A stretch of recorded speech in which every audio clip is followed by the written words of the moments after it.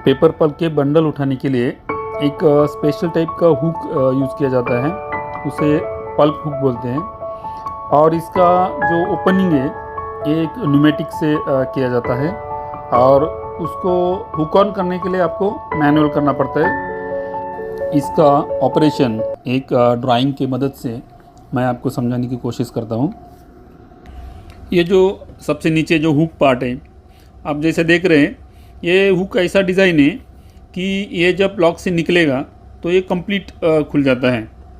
तो इसका hinge arrangement और इसका लॉकिंग अरेंजमेंट आप देखो, ये जो स्ट्रेट जो पिस्टन है ये इसको लॉक करके रखता है।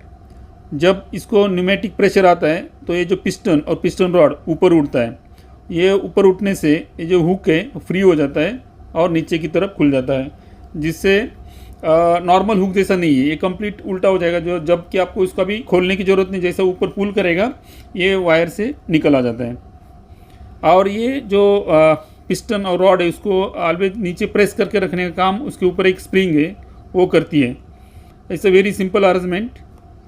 और जो रॉड और जो पिस्टन है उसके ईयर लॉकिंग के लिए उसका ओरिंग लगे हुए उसमें। और ये जो एरो मार्क में इंडिकेट किया है ये है इसका सेफ्टी लैच। एक छोटा सा स्प्रिंग है, इससे लॉक रखने का काम करता है नॉर्मल। तो इसका डिसमेंटलिंग और असेंबलिंग प्लस इसमें कुछ ट्रिक्स है काम करते वक्त, उसके बारे में जानते हैं। आप डिसमेंटल करने का एक फास्ट फॉरवर्ड वीडियो देख रहे हैं। डिसमेंटल करने के लिए आपको ज़रूरत पड़ती है एक पंच, एक हैमर और एक एलन की। निकालने के बाद आपको इसे साफ करके यदि डैमेज्ड ओरिंग या सील्स है तो उसे रिन्यू करना है। तो आप ये देख सकते हैं इसका जो सील्स और जो ओरिंग्स है उसको कैसे बिठाया जाता है। जो ये दो सील्स हैं वो यू टाइप का है, तो इसको जब इंस्टॉल करोगे तो इसका डायरेक्शन का ख़ास तौर पे ध्यान रखना। और ये है रॉड सील, ये भी यू टाइप का ही है।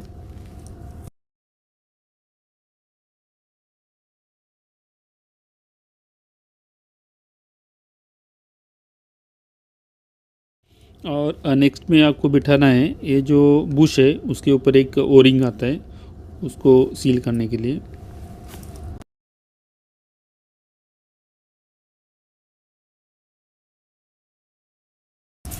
ये जो है ये है हुक का बॉडी और ये सेंटर पार्ट है, ये लाइनर, ये जिसमें आप पिस्टन बिठाने वाले हैं।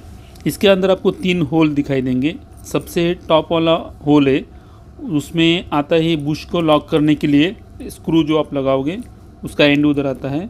और उसके नीचे जो होल है वो है इसका ऑपरेटिंग ईयर, जो न्यूमेटिकली ऑपरेट होता है, तो उसके लिए ये होल है। और उसके नीचे भी आपको थोड़ा दूर पे एक छोटा होल मिलेगा। उसका पर्पज़ ये है, यदि आपका पिस्टन है उसका सील यदि डैमेज हो जाता है तो उसके अपोजिट साइड में हवा जाके ये पिस्टन को स्प्रिंग को प्रेस करने नहीं देगा, जिससे आपका हुक खुलेगा ही नहीं। तो इसको अवॉइड करने के लिए ये जो होल दिया है, जो कि आउटसाइड में ओपनिंग है इसका।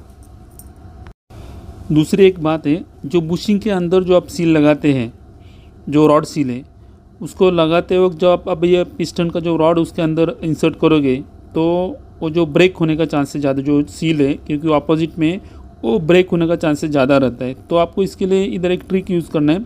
सेम आपको दूसरा एक पिस्टन लेने का है, उसको अपोजिट डायरेक्शन में इसमें घुसाने का, और फिर जो ओरिजिनल डायरेक्शन है उसमें जो आपका यूज़ होने वाला जो पिस्टन है वो लगा देने का। तो ये आसानी से फिर लग जाता है, आपका सील डैमेज नहीं होता।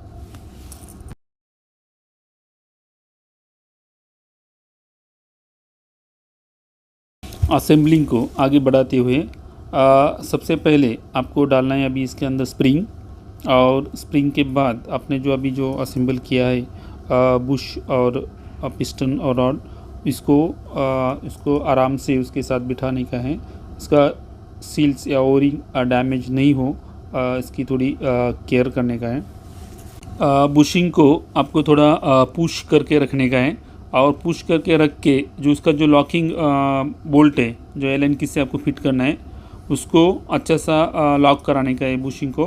और जो नट है वो फ्लश होना चाहिए, मतलब बॉडी के साथ बाहर नहीं रहना चाहिए। इसका केयर करने का थोड़ा।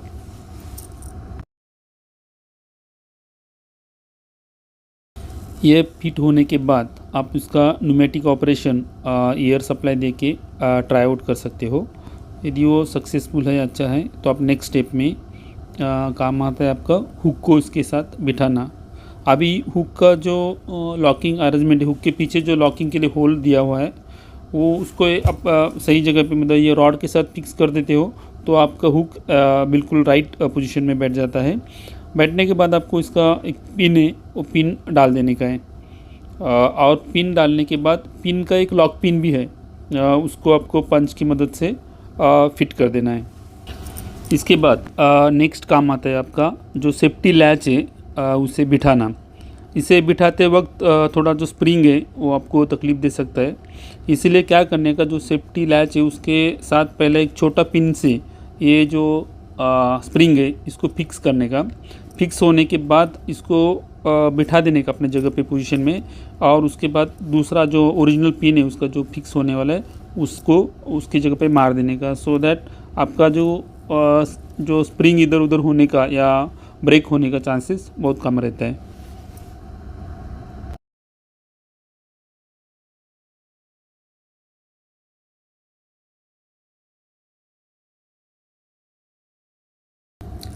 ये सेफ्टी लैच का ऑपरेशन चेक करने के बाद लास्ट स्टेप आता है आपका इस हुक का कंप्लीट ऑपरेशन चेक करें। और इस काम करने के लिए आपको एक अडाप्टर की ज़रूरत पड़ती है। जो नॉर्मल जो शिप में सप्लाई एयर है उसको आपको इसके साथ कनेक्ट करना है तो एक अडाप्टर की ज़रूरत पड़ती है, उसकी सहायता से आप इस हुक को टेस्ट कर सकते हो। और ये सामने आप इसका टेस्टिंग भी देख सकते हो। आशा करता हूँ कि आपको हुक की पर्याप्त जानकारी मिल चुकी है। Thank you for watching and please don't forget to like, share and subscribe.